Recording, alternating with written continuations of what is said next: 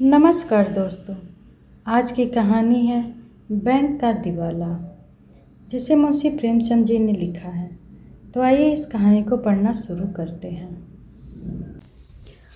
Lucknow national bank के दफ्तर में लाला साईंदास आराम कुर्सी पर लेटे हुए शेयरों का भाव देख रहे थे और सोच रहे थे कि इस बार हिस्सेदारों को मुनाफा कहाँ से दिया जाएगा। चाय, कोयला या जूट के हिस्से खरीदने, चांदी, सोने या रुई का सट्टा करने का इरादा करते, लेकिन नुकसान के भय से कुछ तय न कर पाते थे। नाज के व्यापार से इस बार बड़ा घाटा रहा। हिस्सेदारों के ढाढ़स के लिए हानि लाभ का कल्पित ब्यौरा दिखाना पड़ा और नफा पूंजी से देना पड़ा। इससे फिर अनाज के व्यापार में हाथ डालते जी कांपता था, पर रुपए को बेकार डाल रखना असंभव था। दो एक दिन में उसे कहीं न कहीं लगाने का उचित उपाय करना जरूरी था, क्योंकि डायरेक्टरों की तिमाही बैठक एक ही सप्ताह में होने वाली थी और यदि उस समय कोई निश्चय न हुआ तो आगे 3 महीने तक फिर कुछ न हो सकेगा और छमाही मुनाफे के बंटवारे के समय फिर वही फर्जी कार्रवाई करनी पड़ेगी, जिसका बार बार सहन करना बैंक के लिए कठिन है। बहुत देर तक इस उलझन में पड़े रहने के बाद साईंदास ने घंटी बजाई।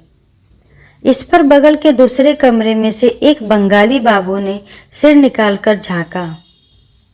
साईंदास, ताजा स्टील कंपनी को एक पत्र लिख दीजिए कि अपना नया बैलेंस शीट भेज दें। बाबू, उन लोगों को रुपए का गर्ज नहीं, चिट्ठी का जवाब नहीं देता। साईंदास, अच्छा, नागपुर के स्वदेशी मिल को लिखिए। बाबू, उसका कारोबार अच्छा नहीं है। अभी उसके मजदूरों ने हड़ताल किया था, 2 महीनों तक मिल बंद रहा। साईंदास, और अर्जी तो कहीं लिखी भी, तुम्हारी समझ में सारी दुनिया बेईमानों से भरी है।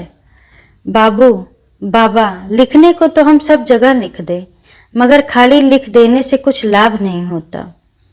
लाला, साईंदास अपनी कुल प्रतिष्ठा और मर्यादा के कारण बैंक के मैनेजिंग डायरेक्टर हो गए थे, पर व्यवहारिक बातों से अपरिचित थे। यही बंगाली बाबू इनके सलाहकार थे और बाबू साहब को किसी कारखाने या कंपनी पर भरोसा न था। इन्हीं के अविश्वास के कारण पिछले साल बैंक का रुपया संदूक से बाहर न निकल सका था और अब वही रंग फिर दिखाई देता था। साईंदास को इस कठिनाई से बचने का कोई उपाय न सूझता था, न इतनी हिम्मत थी कि अपने भरोसे किसी व्यापार में हाथ डालें। बेचैनी की दशा में उठकर कमरे में टहलने लगे कि दरबान ने आकर खबर दी, बहरहाल की महारानी की सवारी आई है। लाल साईंदास चौंक पड़े। बहरहाल की महारानी को लखनऊ आए 3-4 दिन हुए थे और हर एक मुंह से उनकी चर्चा सुनाई देती थी कि कोई उनके पहनावे पर मुग्ध था, कोई उनकी सुंदरता पर, कोई उनकी स्वच्छंद वृत्ति पर, यहाँ तक कि उनकी दासियां और सिपाही आदि भी लोगों की चर्चा के पात्र बने हुए थे। रॉयल होटल के द्वार पर दर्शकों की भीड़ लगी रहती थी। कितने ही शौकीन बेफिक्रे लोग इतर फरोश बजाज या तंबाकू का वेश धरकर उनका दर्शन कर चुके थे। जिधर से महारानी की सवारी निकल जाती, दर्शकों से ठट लग जाते थे। वाह वाह, क्या शान! ऐसी इराकी जोड़ी लाट साहब के सिवा किसी राजा रईस के यहाँ तो शायद ही निकले। और सजावट भी क्या खूब है भाई, ऐसा गोरे आदमी तो यहाँ भी नहीं दिखाई देते। यहाँ के रईस तो मृगांक, चंद्रोदय और ईश्वर जाने क्या क्या खाक बलाव खाते हैं, पर किसी के बदन पर तेज या प्रकाश का नाम नहीं। ये लोग न जाने क्या भोजन करते और किस कुएं का पानी पीते हैं कि जिसे देखिए ताजा सेब बना हुआ है। यह सब जलवायु का प्रभाव है। बहरहाल उत्तर दिशा में नेपाल के समीप अंग्रेजी राज्य में एक रियासत थी। यद्यपि जनता उसे बहुत मालदार समझती थी, पर वास्तव में उस रियासत की आमदनी 2 लाख से अधिक न थी। हाँ, क्षेत्रफल बहुत विस्तृत था, बहुत भूमि ऊसर और उजाड़ थे, बसा हुआ भाग भी पहाड़ी और बंजर था, जमीन बहुत सस्ती उठती थी। लाला साईदास ने तुरतन अलगानी से रेशमी सूट उतार कर पहन लिया और मेज पर आकर शान से बैठ गए, मानो राजा रानियों का यहाँ आना कोई साधारण बात है। दफ्तर के क्लर्क भी संभल गए। सारे बैंक में सन्नाटे की हलचल पैदा हो गई। दरबान ने पगड़ी संभाली, चौकीदार ने तलवार निकाली और अपने स्थान पर खड़ा हो गया। पंखा कूली की मीठी नींद भी टूटी और बंगाली बाबू महारानी के स्वागत के लिए दफ्तर से बाहर निकले। साईदास ने बाहरी ठाट तो बना लिए, किंतु चित्त आशा और भय से चंचल हो रहा था। एक रानी से व्यवहार करने का यह पहला ही अवसर था।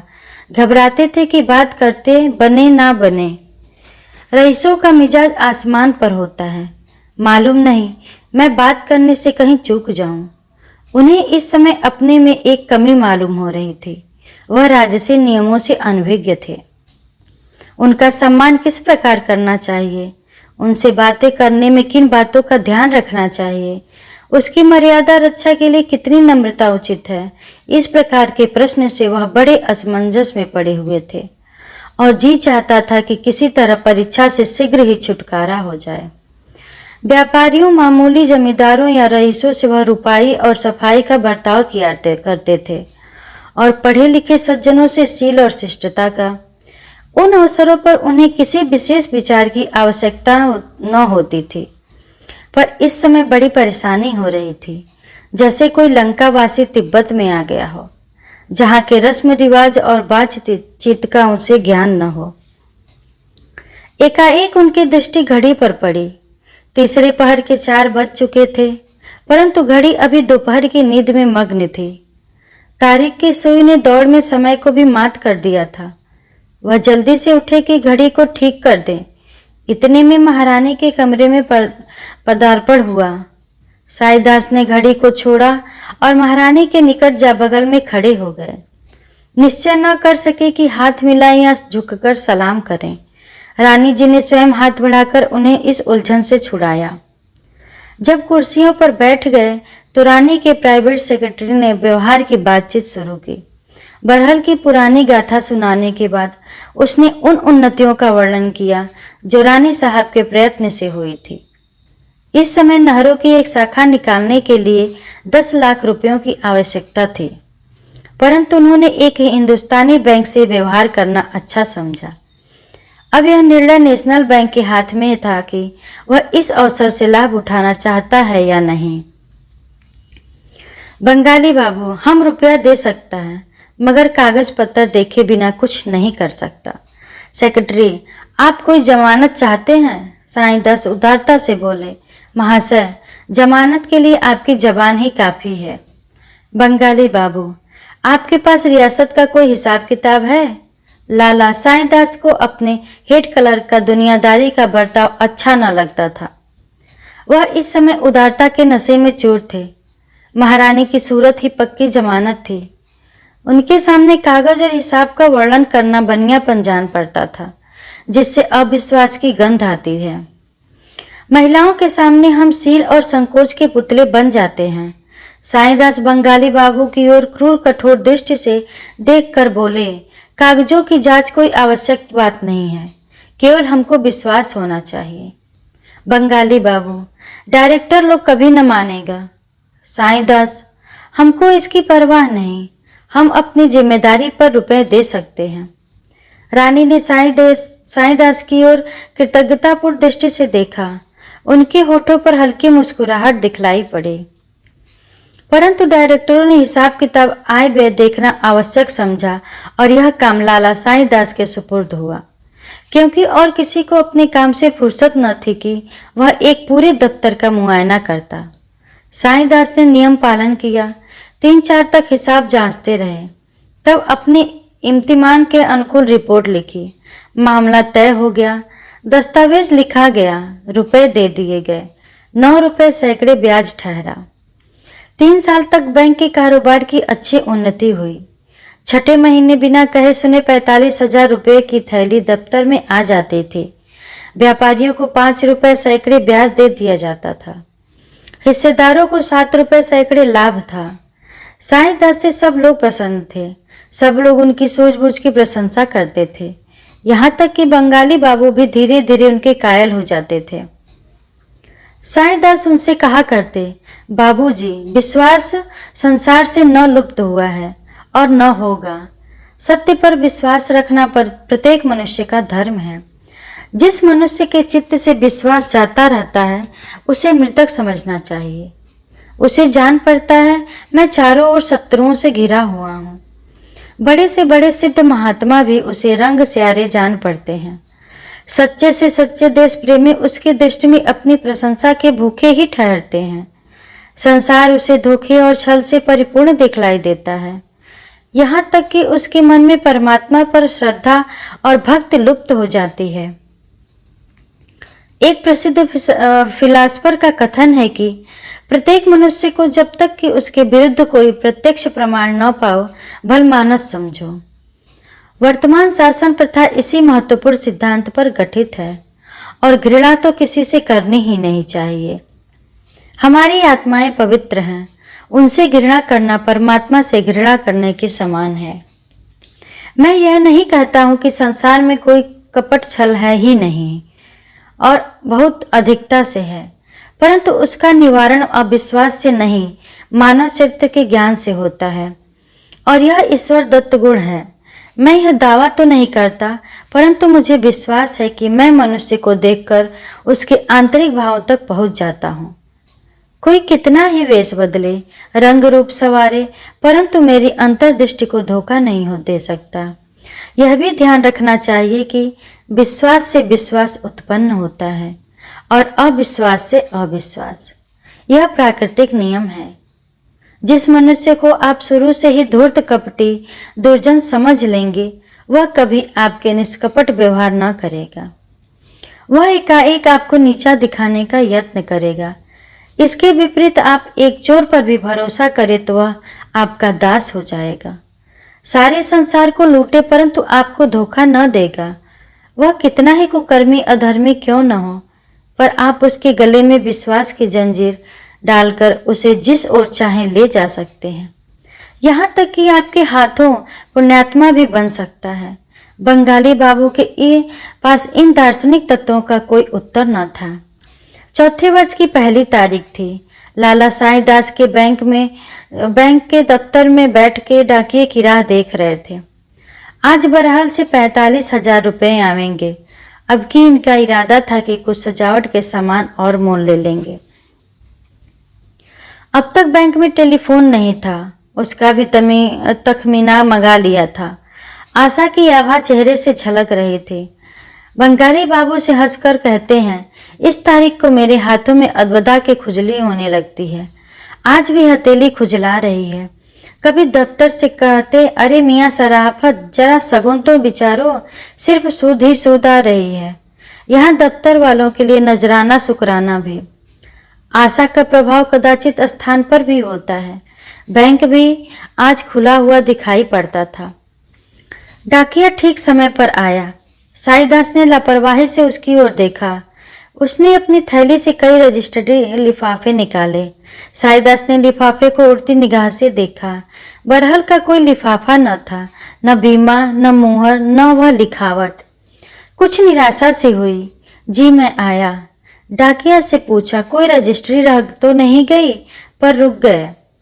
दफ्तर के क्लर्कों के सामने इतना अधैर्य अनुचित था, किंतु जब डाकिया चलने लगा तब उनसे न रह गया। पूछ ही बैठे, अरे भाई, कोई बीमा का लिफाफा रह तो नहीं गया? आज उसे आना चाहिए था। डाकिये ने कहा, सरकार, भला ऐसी बात हो सकती है? और कहीं भूल चूक चाहे भी हो जाए, पर आपके काम में कभी भूल हो सकती है? साईदास का चेहरा उतर गया, जैसे कच्चे रंग पर पानी पड़ जाए।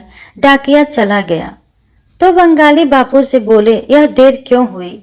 और तो कभी ऐसा न होता था।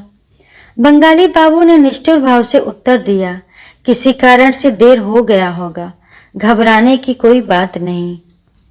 निराशा असंभव को संभव बना देती है। साईदास को इस समय यह ख्याल हुआ कि कदाचित पार्सल ले रुपए आते हों।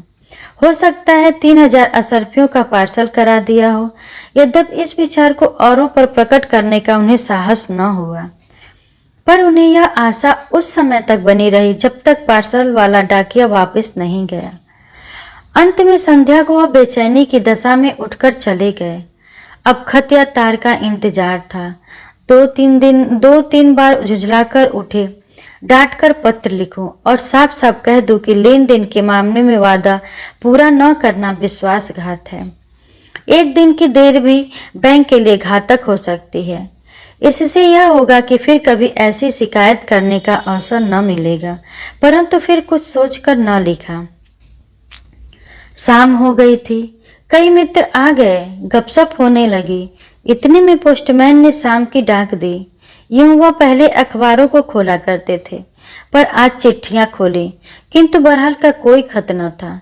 तब बेदम होकर एक अंग्रेजी अखबार खोला। पहले ही तार का शीर्षक देखकर उनका खून सर्द हो गया।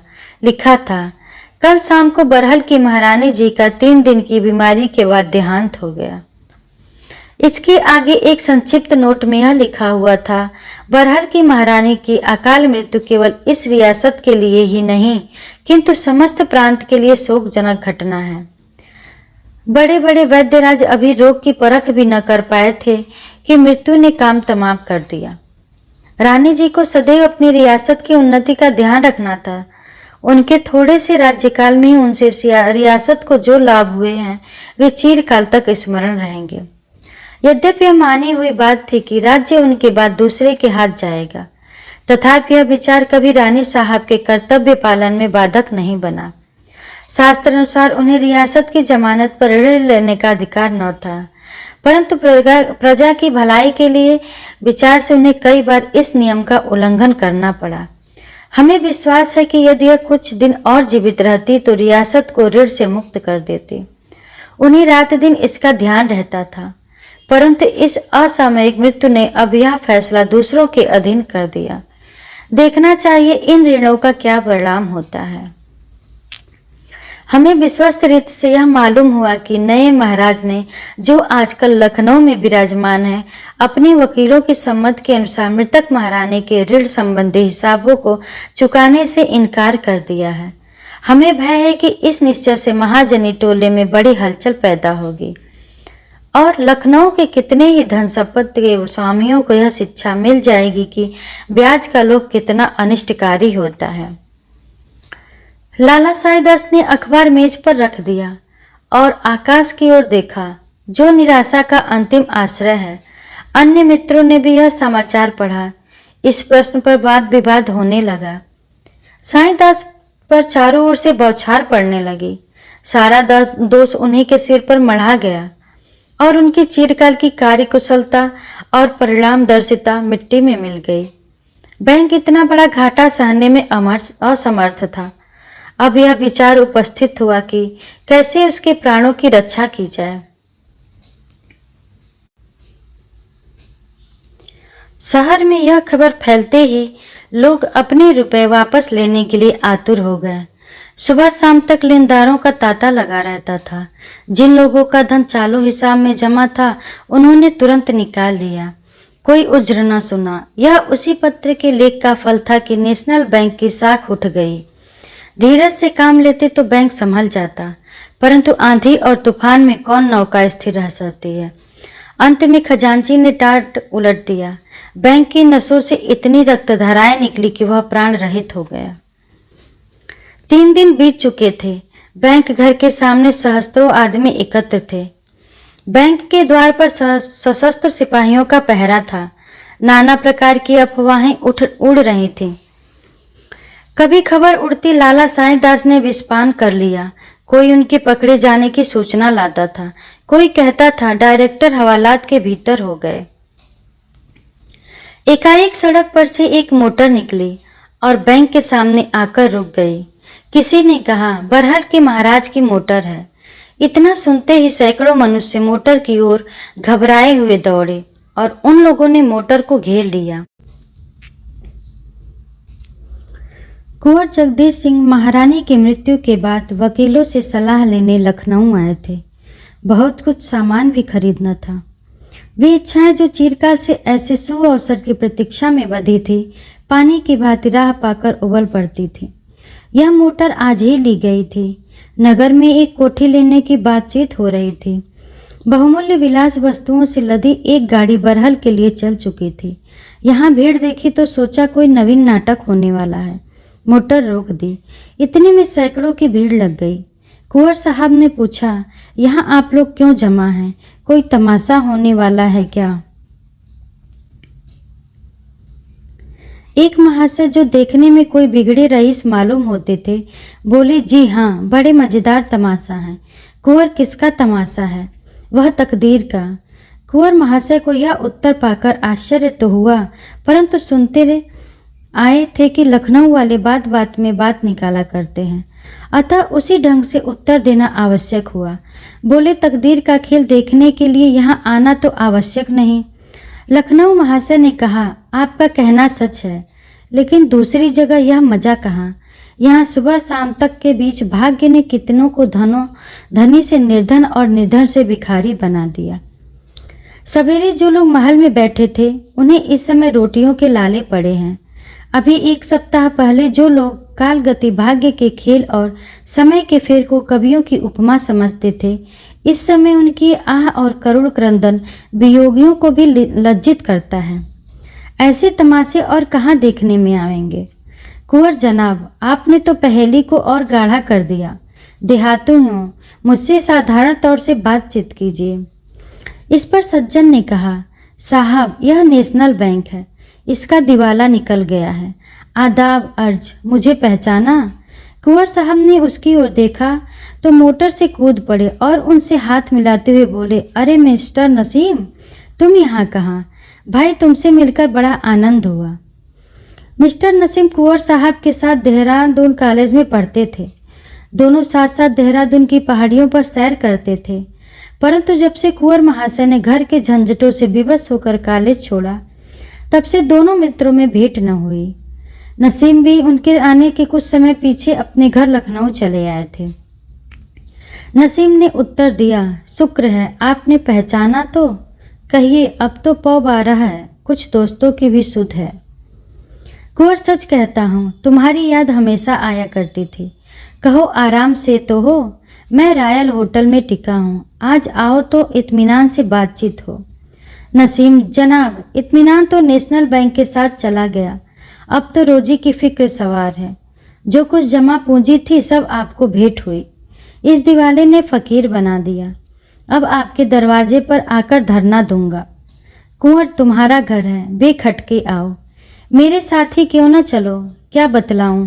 मुझे कुछ भी ध्यान न था कि मेरे इनकार करने का यह फल होगा। जान पड़ता है बैंक ने बहुतेरों को तबाह कर दिया। नसीम, घर घर मातम छाया हुआ है। मेरे पास तो इन कपड़ों के सिवा और कुछ नहीं रहा। इतने में एक तिलकधारी पंडित जी आ गए और बोले, साहब, आपके शरीर पर वस्त्र तो है, यहाँ तो धरती आकाश कहीं ठिकाना नहीं। राघव जी पाठशाला का अध्यापक हूँ। पाठशाला का सब धन इसी बैंक में जमा था। 50 विद्यार्थी इसी के आश्रय संस्कृत पढ़ते थे और भोजन पाते थे। कल से पाठशाला बंद हो जाएगी। दूर दूर के विद्यार्थी हैं, वह अपने घर किस तरह पहुँचेंगे? ईश्वर ही। एक महाशय जिनके सर पर पंजाबी ढंग की पगड़ी थी, गाढ़े का कोट और चमरौधा जूता पहने हुए थे, आगे बढ़ आए और नेतृत्व के भाव से बोले, महाशय, इस बैंक के फेलियर ने कितने ही ट्यूशनों को समाप्त कर दिया। लाला दीनानाथ का अनाथालय अब एक दिन भी नहीं चल रहा सकता। उसके 1 लाख रुपए डूब गए। अभी 15 दिन हुए। मैं डेपुटेशन से लौटा तो 15,000 रुपये अनाथालय कोष में जमा किए थे, मगर अब कहीं कौड़ी का ठिकाना नहीं। एक बूढ़े ने कहा, साहब, मेरी तो जिंदगी भर की कमाई मिट्टी में मिल गई, अब कफन का भी भरोसा नहीं। धीरे धीरे और लोग भी एकत्र हो गए और साधारण बातचीत होने लगे। प्रत्येक मनुष्य अपने पास वाले को अपनी दुख कथा सुनाने लगा। कुंवर साहब आधे घंटे तक नसीम के साथ खड़े ये विपद कथाएं सुन रहे थे। ज्यों ही मोटर पर बैठे और होटल की ओर चलने की आज्ञा दी, त्यों ही उनकी दृष्टि एक मनुष्य पर पड़ी जो पृथ्वी पर सिर झुकाए बैठा था। यह एक अबीर था जो लड़कपन में कुंवर साहब के साथ खेला था। उस समय उसमें ऊंच नीच का विचार न था, कबड्डी खेले, साथ पेड़ों पर चढ़े और चिड़ियों के बच्चे चुराए थे। जब कुंवर जी देहरादून पढ़ने लगे थे तब यह अहीर का लड़का शिवदास अपने बाप के साथ लखनऊ चला आया। उसने यहाँ के दूध की दुकान खोल ली थी। कुंवर साहब ने उसे पहचाना और उच्च स्वर से पुकार, अरे शिवदास, इधर देखो। शिवदास ने बोली सुनी परंतु सिर ऊपर न उठाया। वह अपने स्थान पर बैठे ही कुंवर साहब को देख रहा था। बचपन के वे दिन याद आ रहे थे जब वह जगदीश के साथ गुल्ली डंडा खेलता था, जब दोनों बुढ़े गफूर मियाँ को मुंह चिढ़ाकर घर में छिप जाते थे, जब वह इशारों से जगदीश को गुरुजी के पास से बुला लेता था और दोनों रामलीला देखने चले जाते थे। उसे विश्वास था कि कुंवर जी मुझे भूल गए होंगे। वे लड़कपन की बातें अब कहाँ मैं और कहाँ यह। लेकिन कुंवर साहब ने उसका नाम लेकर बुलाया तो उसने प्रसन्न होकर मिलने के बदले और भी सिर नीचा कर दिया और वहां से टल जाना चाहा। कुंवर साहब की सहृदयता में वह साम्य भाव न था, मगर कुंवर साहब उसे हटते देखकर मोटर से उतरे और उसका हाथ पकड़कर बोले, अरे शिवदास, क्या मुझे भूल गए? अब शिवदास अपने मनोवेग को रोक न सका। उसके नेत्र डबडबा गए।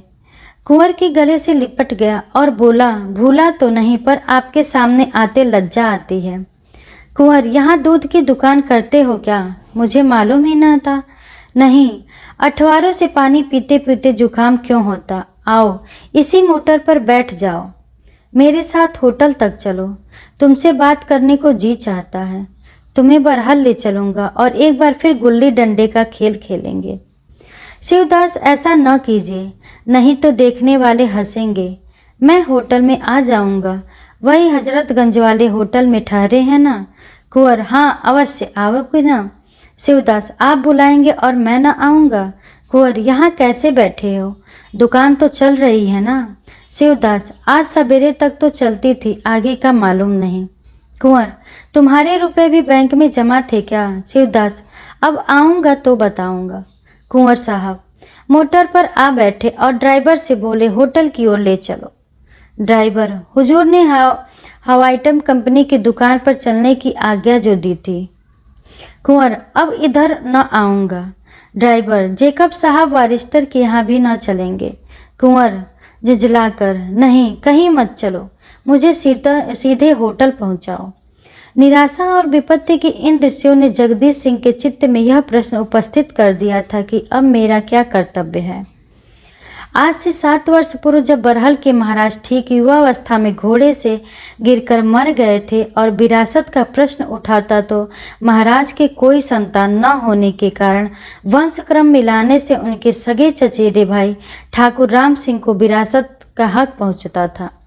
उन्होंने दावा किया, लेकिन न्यायालय ने रानी को ही हकदार ठहराया। ठाकुर साहब ने अपीलें की, प्रिवी काउंसिल तक गए, परंतु सफलता न हुई। मुकदमेबाजी में लाखों रुपए नष्ट हुए। अपने पास की मिल्कियत भी हाथ से जाती रही, किंतु हारकर भी वह चैन से न बैठे। सदैव विधवा रानी को छेड़ते रहे, कभी असामाइयों को भड़काते, कभी आसामियों से रानी की बुराई करते, कभी उन्हें जाली मुकदमों में फंसाने का उपाय करते। परंतु रानी बड़े जीवट की स्त्री थी। वह भी ठाकुर साहब के प्रत्येक आघात का मुंहतोड़ उत्तर देती। हाँ, इस खींचतान में उन्हें बड़ी बड़ी रकमें अवश्य खर्च करनी पड़ती थी। आसामियों से रुपए न वसूल होते, इसलिए उन्होंने बार बार ऋण लेना पड़ता था, परंतु कानून के अनुसार उन्हें ऋण लेने का अधिकार न था, इसलिए उन्हें या तो इस व्यवस्था को छिपाना पड़ता था या सूद की गहरी दर स्वीकार करनी पड़ती थी।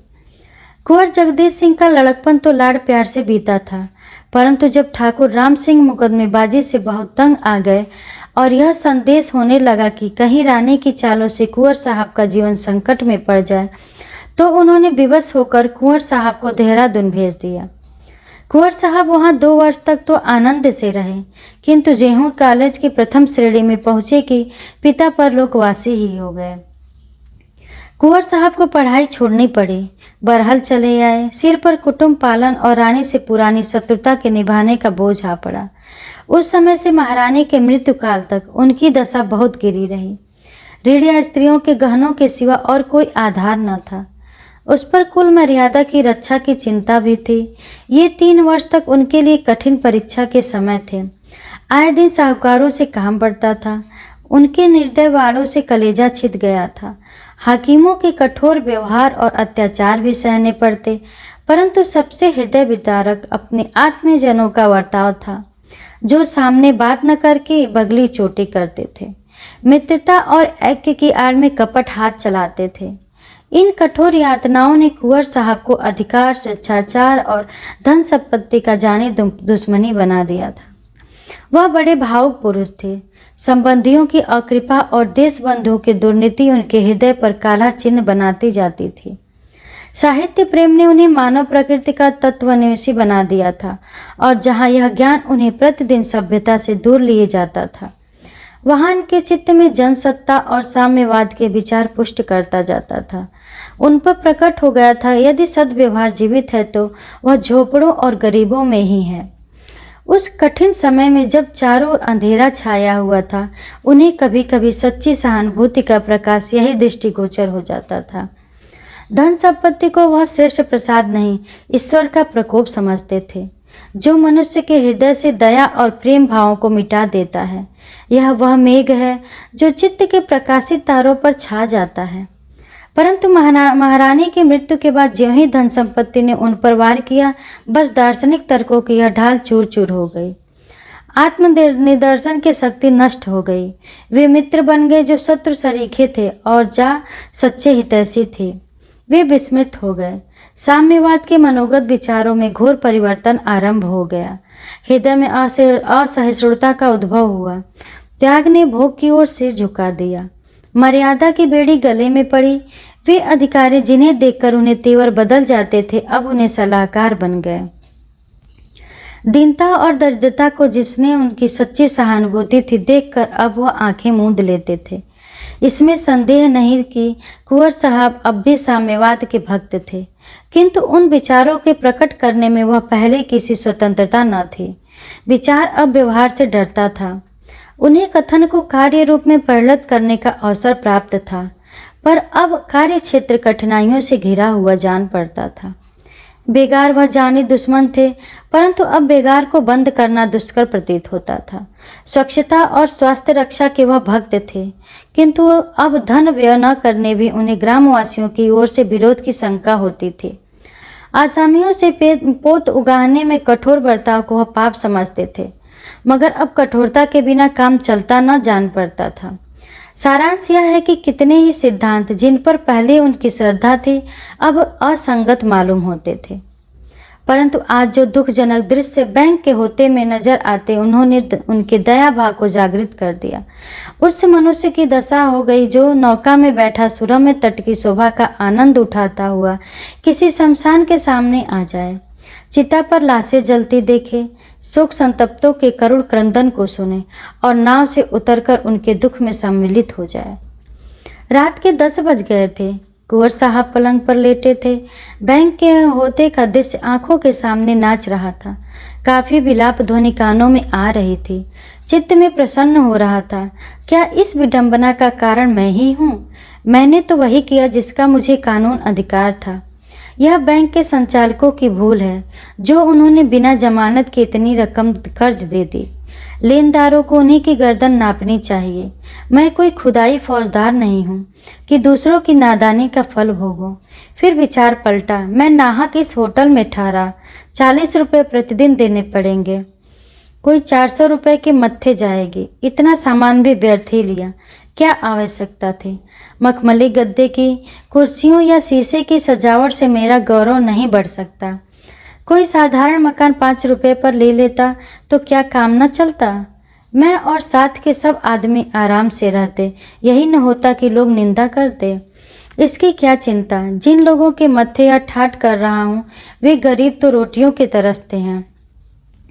यही 10-12 हजार रुपये लगाकर कुएं बनवा देता तो सहस्त्रों दिनों का भला होता। अब फिर लोगों के चकमे न आऊँगा। यह मोटर कार व्यर्थ है। मेरा समय इतना महंगा नहीं कि आधे घंटे की कियाफत के लिए 200 रुपये का खर्च बढ़ा लूँ। फाका करने वाले आसामियों के सामने दौड़ना, उनकी छातियों पर मूंग दलना है। माना कि वे रोब में आ जाएंगे। जिधर से निकल जाऊंगा सैकड़ों स्त्रियों और बच्चे देखने के लिए खड़े हो जाएंगे, मगर केवल इतने ही दिखावे के लिए इतना खर्च बढ़ाना मूर्खता है।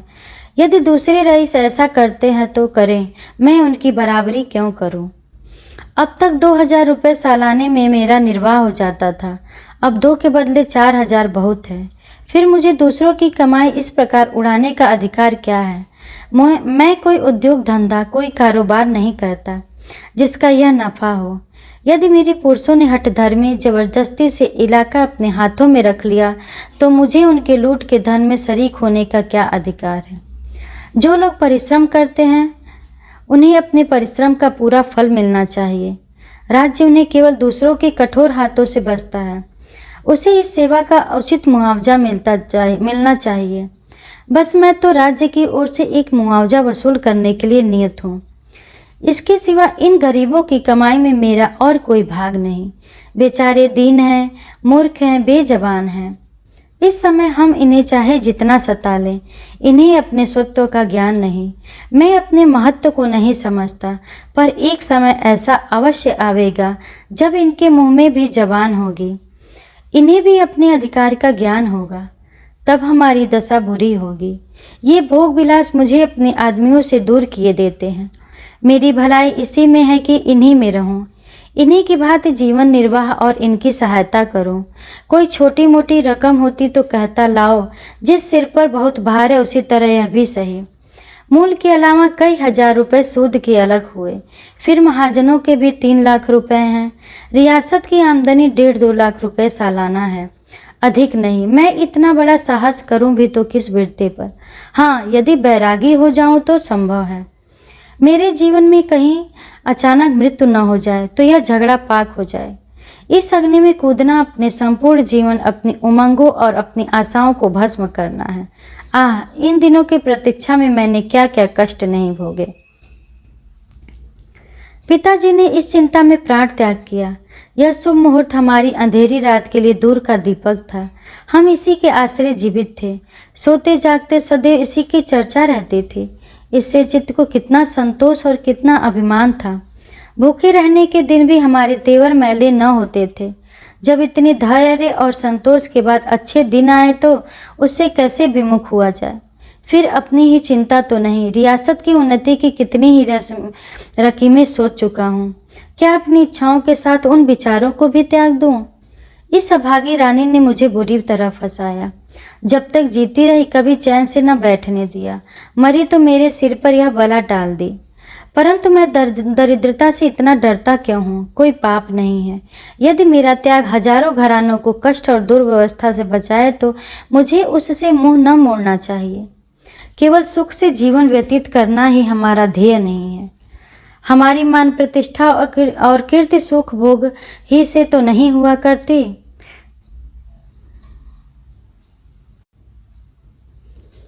राज मंदिरों में रहने वालों और विलास में रत राणा प्रताप को कौन जानता है? यह उनका आत्मसमर्पण और कठिन व्रत पालन ही है। लिसने उन्हें हमारी जाति का सूर्य बना दिया है। श्री रामचंद्र ने यदि अपना जीवन सुख भोग में बिताया होता तो आज हम उनका नाम भी न जानते। उनके आत्म बलिदान ने ही उन्हें अमर बना दिया। हमारी प्रतिष्ठा धन और विलास पर अवलंबित नहीं है। मैं मोटर पर सवार हुआ तो क्या और टट्टू पर चढ़ा तो क्या, होटल में ठहरा तो क्या और किसी मामूली घर ठहरा तो क्या, बहुत होगा ताल्लुकदार लोग मेरी हंसी उड़ाएंगे, इसकी परवाह नहीं। मैं तो हृदय से चाहता हूँ कि उन लोगों से अलग अलग रहूं। यदि इतनी निंदा से सैकड़ों परिवार का भला हो जाए तो मैं मनुष्य नहीं। यदि प्रसन्नता से उसे सहन न करूं, यदि अपनी घोड़े और फिटन, सैर और शिकार, नौकर चाकर और स्वार्थ साधक हित मित्रों से रहित होकर मैं सहस्त्रों अमीर गरीब कुटुंबों को, विधवाओं को, अनाथों का भला कर सकूं तो मुझे इसमें कदापि विलंब न करना चाहिए। सहस्त्रों परिवारों के भाग्य इस समय मेरी मुट्ठी में है। मेरा सुख भोग उनके लिए विष और मेरा आत्म संयम उनके लिए अमृत है। मैं अमृत बन सकता हूँ, विष क्यों बनूं? और फिर इसे आत्मत्याग समझना मेरी भूल है। यह एक संयोग है कि मैं आज इस जायदाद का अधिकारी हूँ। मैंने उसे कमाया नहीं, उसके लिए रक्त नहीं बहाया, न पसीना बहाया। यदि जायदाद मुझे न मिली होती तो मैं सहस्त्रों दीन भाइयों की भांति आज जीविकोपार्जन में लगा रहता। मैं क्यों न भूल जाऊं कि मैं इस राज्य का स्वामी हूँ। ऐसे ही अवसरों पर मनुष्य की परख होती है। मैंने वर्षों पुस्तकावलोकन किया, वर्षों परोपकार के सिद्धांतों का अनुयायी रहा। यदि इस समय उन सिद्धांतों को भूल जाऊं, स्वार्थ को मनुष्यता और सदाचार से बढ़ने दूं तो वस्तुतः यह मेरी अत्यंत कायरता और स्वार्थपरता होगी। भला स्वार्थ साधन की शिक्षा के लिए गीता, मिल, एमर्सन और अरस्तु का शिष्य बनने की क्या आवश्यकता थी। यह पाठ तो मुझे अपने दूसरे भाइयों से यूं ही मिल जाता। प्रचलित प्रथा से बढ़कर और कौन गुरु था। साधारण लोगों की भांति क्या मैं भी स्वार्थ के सामने सिर झुका दूं? तो फिर विशेषता क्या रही? नहीं, मैं नॉनसेंस विवेक बुद्धि का खून न करूँगा। जहाँ पुण्य कर सकता हूँ पाप न करूँगा। परमात्मन, तुम मेरी सहायता करो। तुमने मुझे राजपूत घर में जन्म दिया है। मेरे कर्म से इस महान जाति को लज्जित न करो। नहीं, कदापि नहीं। यह गर्दन स्वार्थ के सम्मुख न झुकेगी। मैं राम, भीष्म और प्रताप का वंशज हूँ। शरीर सेवक न बनूंगा। कुंवर जगदीश सिंह को इस समय ऐसा ज्ञात हुआ मानो वह किसी ऊंचे मीनार पर चढ़ गए हैं। चित्त अभिमान से पूरित हो गया, आंखें प्रकाशमान हो गईं। परंतु एक ही क्षण में इस उमंग का उतार होने लगा। ऊंचे मीनार के नीचे की ओर आंखें गईं, सारा शरीर कांप उठा। उस मनुष्य की सी दशा हो गई जो किसी नदी के तट पर बैठा उसमें कूदने का विचार कर रहा हो। उन्होंने सोचा, क्या मेरे घर के लोग मुझसे सहमत होंगे?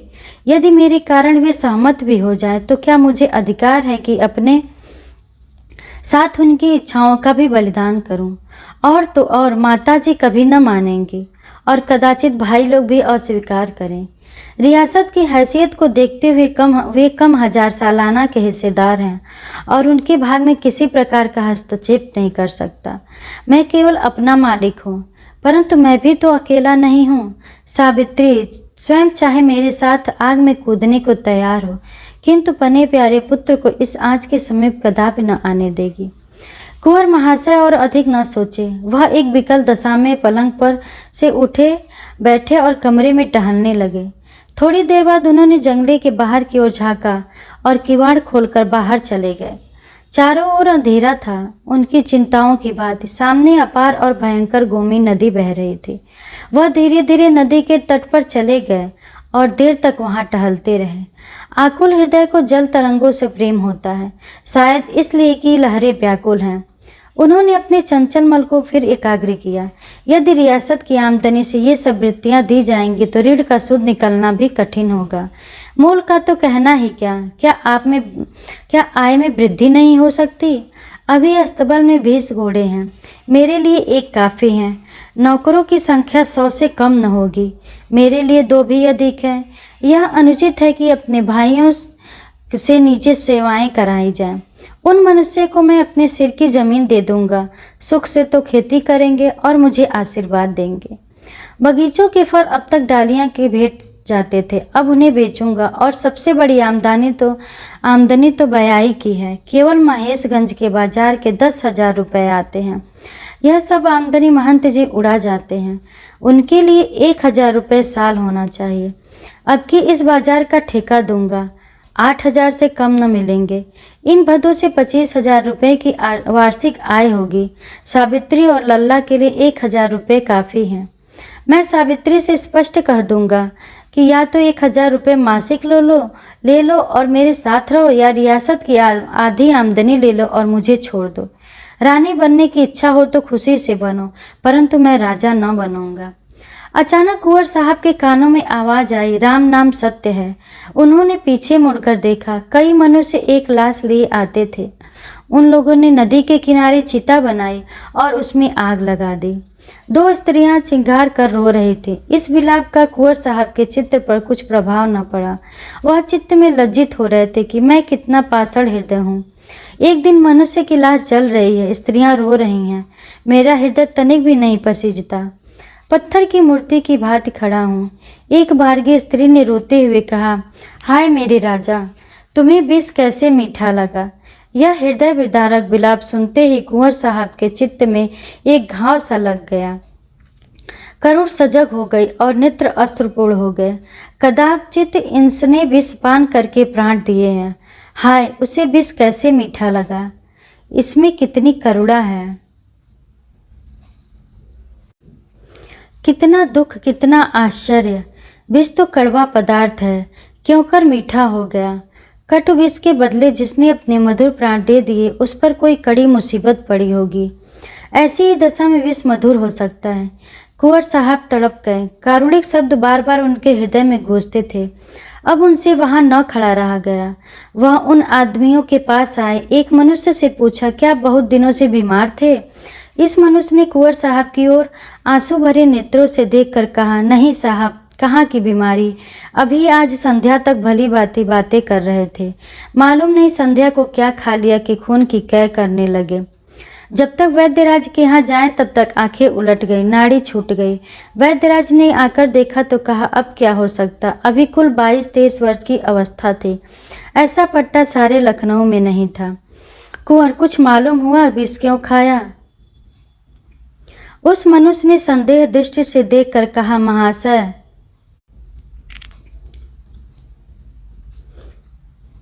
और तो कोई बात नहीं हुई। जब से यह बैंक टूटा है बहुत उदास रहते थे।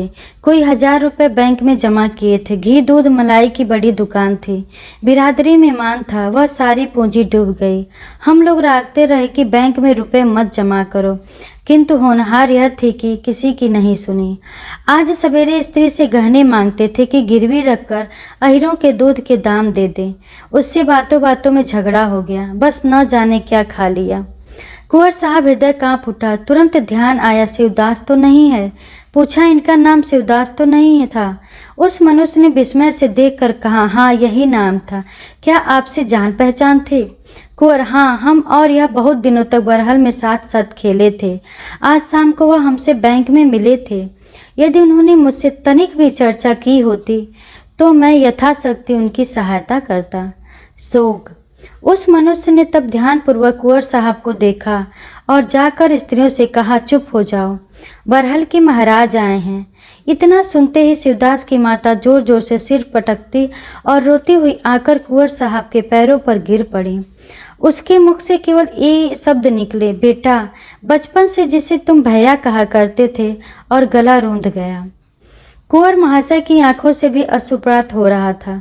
शिवदास की मूर्ति उनके सामने खड़ी यह कहती देख पड़ती थी कि तुमने मित्र होकर मेरे प्राण लिए। भोर हो गया, परंतु कुंवर साहब को नींद न आई।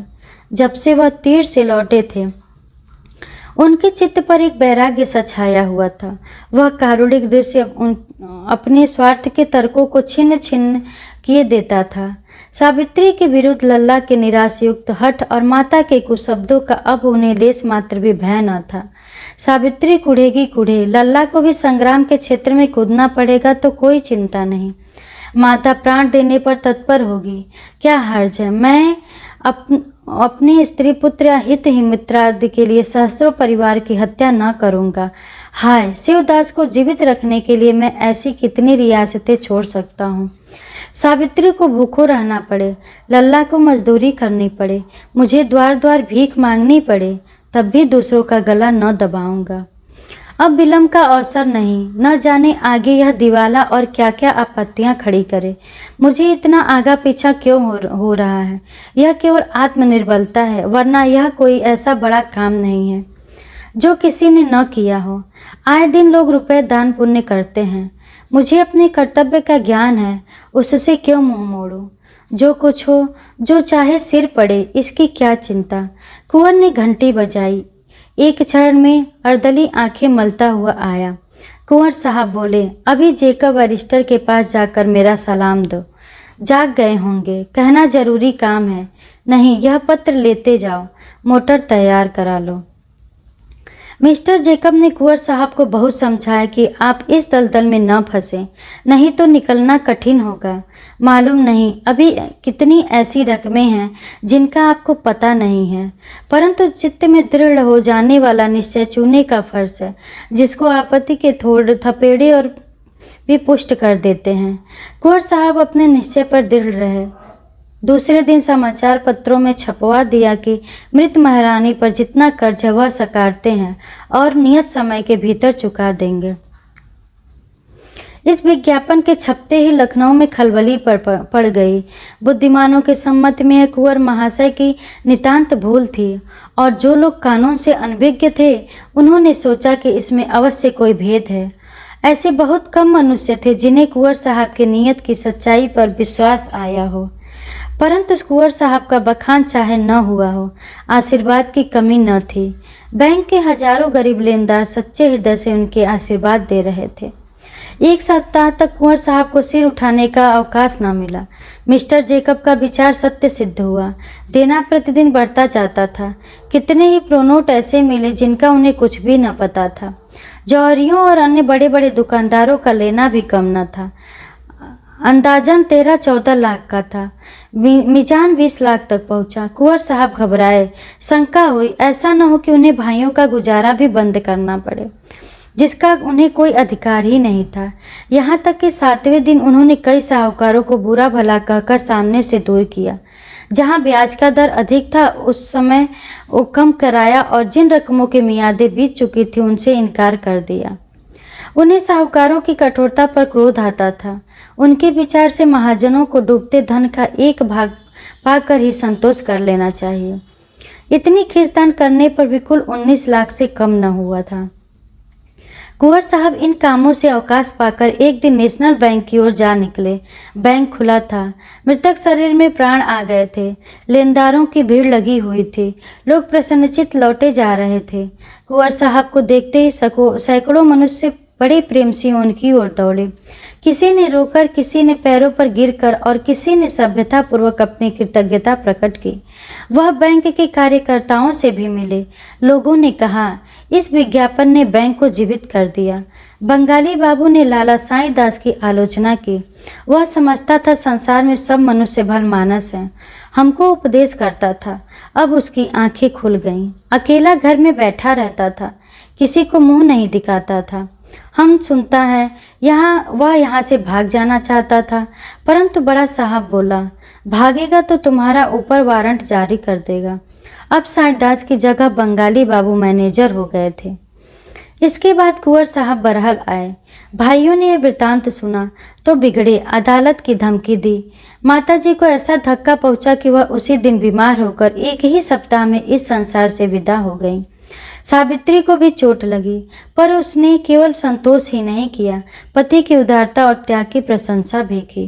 रह गए लाल साहब।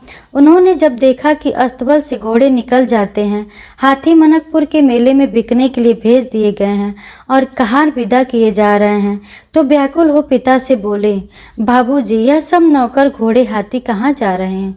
कुंवर, एक राजा साहब के उत्सव में। लाल जी, कौन से राजा? कुंवर, उनका नाम राजा दीन सिंह है। लाल जी, कहाँ रहते हैं? कुंवर, दरिद्रपुर। लाल जी, तो हम भी जाएंगे? कुंवर, तुम्हें भी ले चलेंगे, परंतु इस बारात में पैदल चलने वालों का सम्मान सवारों से अधिक होगा। लाल जी, तो हम भी पैदल चलेंगे? कुंवर, वहाँ परिश्रमी मनुष्य की प्रशंसा होती है।